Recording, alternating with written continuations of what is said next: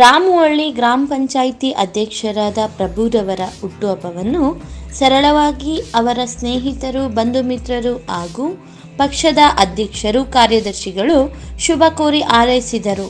ಮುಂದಿನ ಅವರ ರಾಜಕೀಯ ಭವಿಷ್ಯ ಉಜ್ವಲವಾಗಿರಲಿ ಎಂದು ಹಾರೈಸಿ ಹರಸಿದರು. ಪ್ರಭುರವರು ಎಲ್ಲರಿಗೂ ಧನ್ಯವಾದಗಳನ್ನು ತಿಳಿಸಿದರು.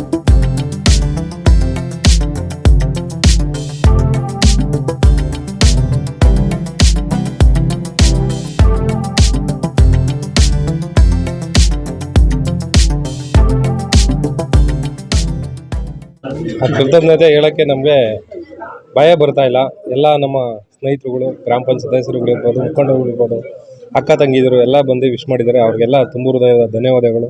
ಎಲ್ಲರಿಗೂ ಚಾಮುಂಡೇಶ್ವರಿ ಒಳ್ಳೇದು ಮಾಡಲಿ.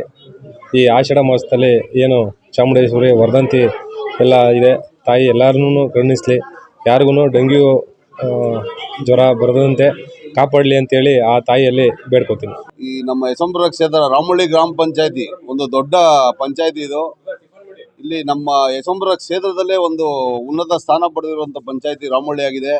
ಈ ರಾಮುವಳ್ಳಿಗೆ ಅಧ್ಯಕ್ಷರಾಗಿರುವಂಥ ನಮ್ಮ ಪ್ರಭು ಅವರು ಅವ್ರಿಗೆ ಧನ್ಯವಾದಗಳನ್ನು ತಿಳಿಸ್ತಾ, ಇನ್ನು ಸಾರ್ವಜನಿಕ ಸೇವೆಯಲ್ಲಿ ಇನ್ನೂ ಉನ್ನತವಾಗಿ ತೊಡಗಿ ಇನ್ನೂ ಪ್ರಭಾವಿ ರಾಜಕಾರಣಿಯಾಗಿ ಬೆಳೀಲಿ ಅಂತ ನಾವು ಆಶಯಿಸ್ತೇವೆ. ಇನ್ನೂ ಉನ್ನತ ಅಧಿಕಾರಗಳು ಸಿಗಲಿ ಅಂತ ಬಯಸ್ತೇವೆ.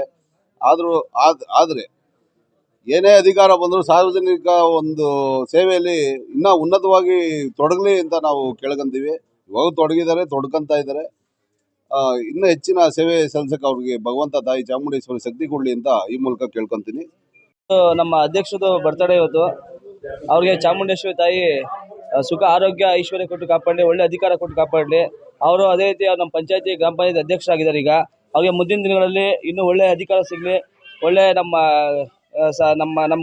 ಯಶವಂತಪುರ ಕ್ಷೇತ್ರದಲ್ಲಿ ಅವ್ರ ಕೈಲಾದ ಮಟ್ಟಿಗೆ ಜನಗಳಿಗೆ ಸಹಾಯ ಮಾಡಲಿ. ಹಾಗೂ ಈಗ ಆಶ್ರಯ ಸಮಿತಿ ಆಗಿದೆ.